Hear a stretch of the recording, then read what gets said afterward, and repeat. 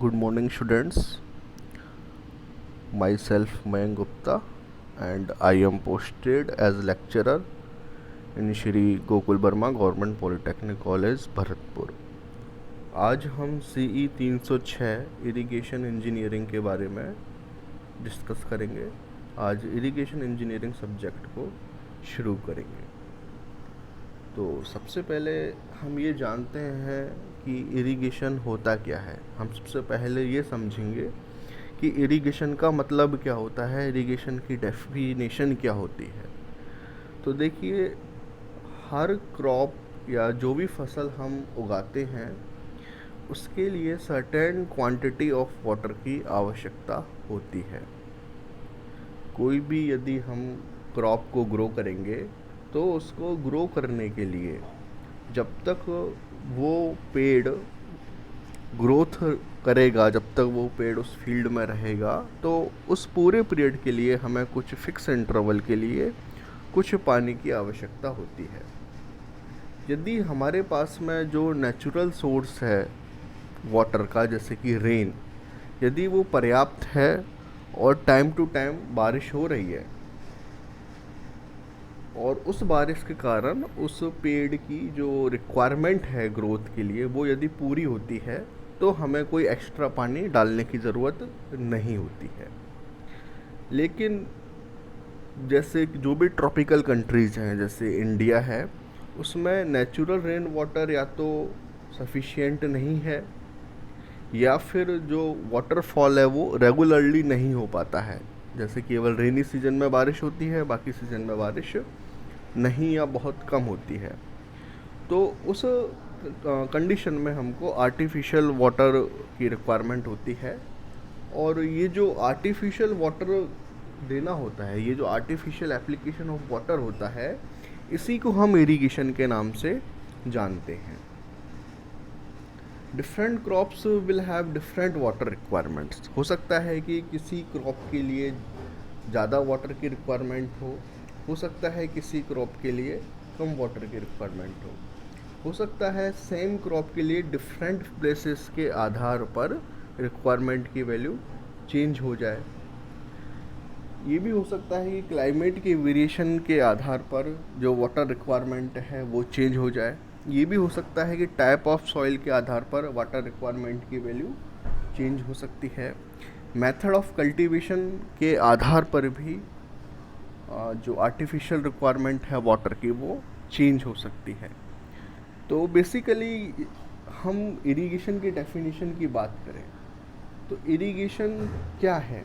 Irrigation may be defined as science of artificial application of water to the land in accordance with crop requirement throughout the crop period for full development of the crops।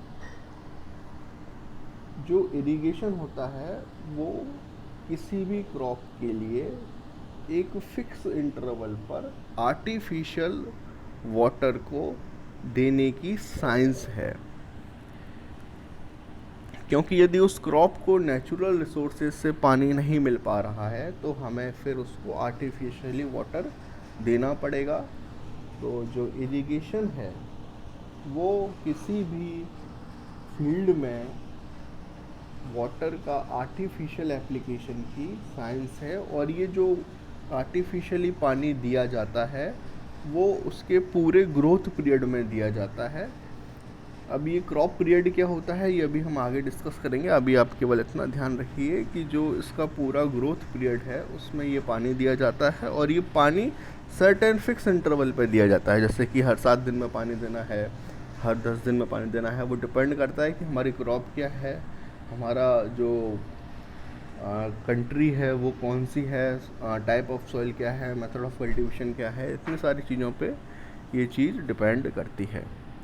तो अब हमने देखा कि definition of irrigation क्या होती है। अब देखिए इरिगेशन के फ़ायदे क्या हैं। अब ऑब्वियसली इरिगेशन का पहला फ़ायदा तो यही है कि हमारा जो फूड प्रोडक्शन है वो इससे बढ़ जाता है। सबसे जो मेन पर्पज़ है वो हमारा फूड प्रोडक्शन बढ़ाना है। इसके अलावा जो मिक्स्ड क्रॉपिंग होती है, मिक्स्ड क्रॉपिंग का मतलब होता है कि कई बार क्या होता है कि यदि हम कोई एक क्रॉप को फील्ड में ग्रो करवाते हैं, यदि कोई एक हम फील्ड में किसी एक क्रॉप की खेती कर रहे हैं, तो उसमें मिक्स क्रॉपिंग हो जाती है। मतलब दो या दो से ज़्यादा क्रॉप्स एट ए टाइम उस फील्ड के अंदर ग्रो करने लग जाती हैं। तो इससे क्या होता है कि जो क्रॉप की हमें रिक्वायरमेंट है उसके लिए न्यूट्रिशंस की कमी हो जाती है। तो उस केस को एलिमिनेट करने के लिए इरिगेशन फ़ायदेमंद होता है, क्योंकि हो सकता है कि यदि हम इरिगेट करेंगे तो वो जो उसकी कंडीशन बनेगी इरिगेशन के बाद में, weather condition, that is not good for one of crop, that may be good for other. जिसके लिए वो अच्छा है वो क्रॉप आगे सस्टेन करेगी, और जिसके लिए अच्छा नहीं है वो क्रॉप वहीं पर रिमूव हो जाएगी। तो इस तरह से मिक्स्ड क्रॉपिंग का भी एलिमिनेशन इसमें हो जाता है। और भी यदि हम फ़ायदे देखें तो लैंड नेविगेशन के काम में भी आती हैं।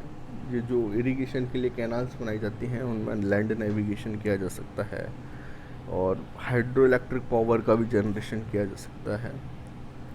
तो इस तरह से हमारे इरिगेशन के नुकसान होते हैं। इरिगेशन की डिसएडवांटेज भी हैं कि यदि हमने फील्ड में ओवर इरिगेशन कर दिया तो उससे क्या होगा कि हमारा जो फील्ड में सॉइल के पोर्स हैं, सॉइल के जो छेद हैं वो भर जाते हैं, और उसके कारण से फिर जो न्यूट्रिशंस हैं, नाइट्रोजन के बैक्टीरिया हैं, नाइट्रिफिकेशन के लिए जो बैक्टीरिया रिक्वायर्ड होते हैं, एयरेशन के लिए जो ऑक्सीजन की आवश्यकता होती है, वो हमारे सॉइल में जो रूट्स हैं उनको नहीं मिल पाता है, जिससे कि हमारी जो फूड प्रोडक्शन है वो कम होने की संभावना रहती है।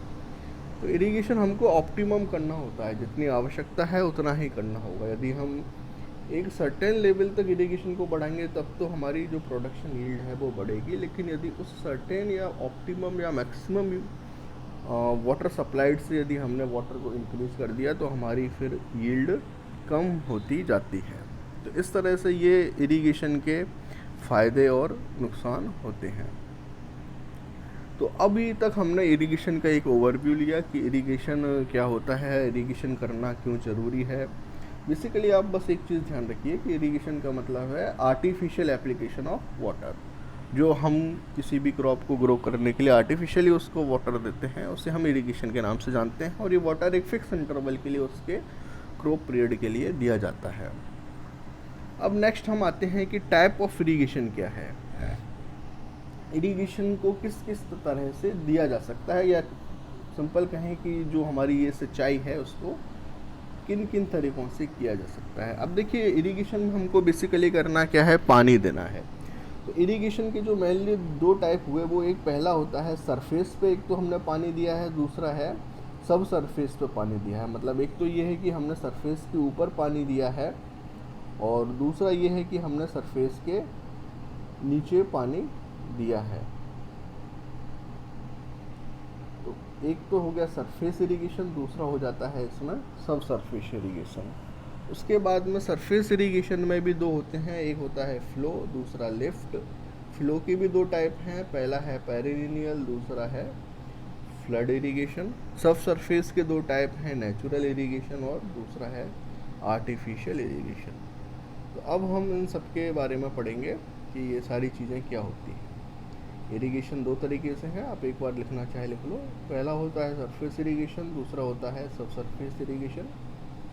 सरफेस इरिगेशन दो तरह का है, पहला है फ्लो, लिफ्ट। फ्लो भी दो तरह का है, पेरिनियल, फ्लड इरिगेशन। और सब सरफेस इरिगेशन दो तरह का होता है, पहला होता है नेचुरल, दूसरा होता है आर्टिफिशियल। इसके बाद में अब हम सरफेस इरिगेशन पर आते हैं कि सरफेस इरिगेशन क्या होता है। जैसे कि नाम से ही पता लग रहा है, ये जो इरिगेशन का मेथड होता है इसमें पानी को डायरेक्टली सॉइल सरफेस के ऊपर डाला जाता है। जहाँ पर हमारी क्रॉप ग्रो कर रही है उस फील्ड के ऊपर ही, उस सॉइल सरफेस के ऊपर ही हमको उस वाटर को अप्लाई करना होता है। अब ये जो हमारा सरफेस इरिगेशन है ये दो तरह का होता है। पहला है फ्लो इरिगेशन। देखिए फ्लो इरिगेशन जैसा कि हमें नाम से पता लग रहा है, इसमें जो इरिगेशन होता है वो फ्लो करते हुए आता है, एक तो ये सरफेस इरिगेशन का टाइप है, इसका मतलब जो पानी अप्लाई होगा वो डायरेक्टली सॉइल के ऊपर होगा। दूसरा है फ्लो इरिगेशन। फ्लो इरिगेशन का मतलब जो वाटर है वो हमारा फ्लो करते हुए आएगा। इसमें क्या होता है कि जो हमारा वाटर होता है वो इतनी हाइट पर रहता है कि वो डायरेक्टली एग्रीकल्चर फील्ड में चला जाता है by the action of gravity. इसको हम फील्ड इरिगेशन के नाम से जानते हैं। देखिए, माना कि जैसे आप सपोज कीजिए ये हमारा फील्ड है, तो यहाँ पर हमारा वाटर स्टोर है उससे थोड़ा सा ऊंचाई पर। अब हमने यहाँ पर कोई कैनाल या किसी पाइप के द्वारा इस फील्ड में इस तरह से ओपन कर दिया, तो अब क्या होगा कि ग्रेविटी के द्वारा ये जो हमारा वाटर है ये फील्ड में चला जाएगा। तो इसे हम फ्लो इरिगेशन के नाम से जानते हैं। दूसरा है हमारा लिफ्ट इरिगेशन। अब इसमें भी नाम से पता लग रहा है, लिफ्ट का मतलब उसको उठाना, ठीक है। तो इसमें जो पानी है वो हमारे फील्ड से थोड़ा सा नीचे होगा, तो हमें उस पानी को ऊपर उठाना पड़ता है। उठाएंगे कैसे? जनरली पंप से उठाते हैं। तो पंप और कोई मैकेनिकल यदि मीन्स है तो उनके द्वारा उस वाटर को लिफ्ट किया जाता है और उसके बाद में फिर हमारे फील्ड पर उसे भेजा जाता है। जैसे ट्यूबवेल से जो सिंचाई की जाती है वो लिफ्ट इरिगेशन में आएगी, क्योंकि ट्यूबवेल क्या करता है कि पानी नीचे से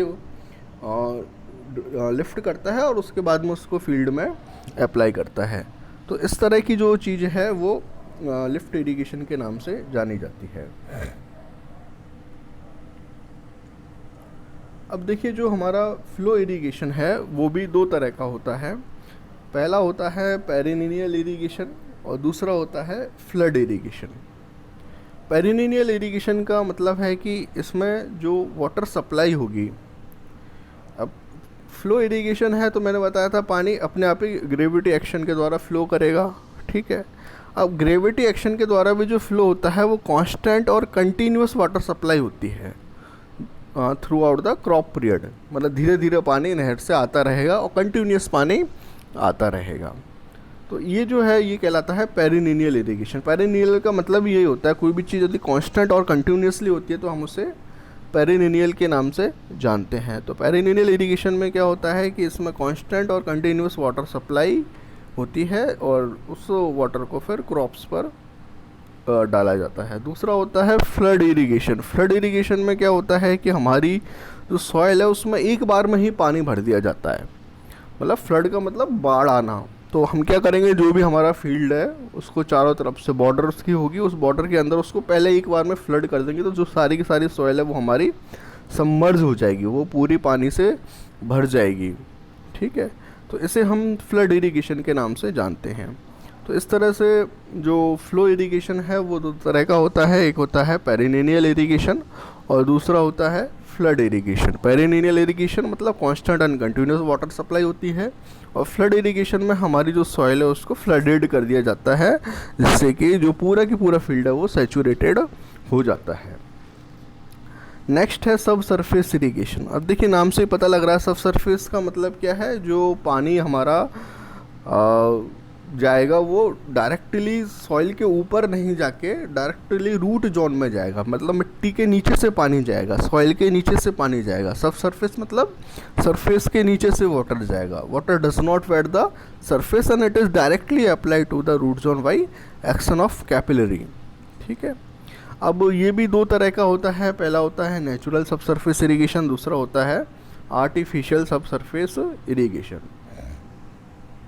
देखिए, नेचुरल सब सरफेस इरिगेशन का मतलब क्या है। नेचुरली यदि पानी मिट्टी के नीचे जा रहा है तो उसे हम नेचुरल सब सरफेस कहेंगे। अब ये कैसे जाएगा, माना कि कोई वाटर चैनल है, ठीक है, कोई फील्ड है, उसके पास में एक कोई नहर बह रही है, तो उस नहर से क्या होगा, पानी मिट्टी के नीचे से कैपिलरी एक्शन के द्वारा जो फील्ड है उसके अंदर चला जाएगा और इस तरह से इरिगेशन हो जाएगी।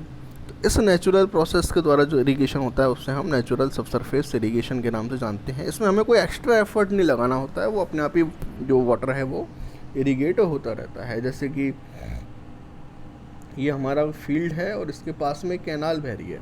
अब क्या होगा, कैनाल के नीचे की जो सॉइल है और इसके नीचे की जो सॉइल है, तो उन सॉइल में कैपिलरी एक्शन के द्वारा यहाँ कैनाल से पानी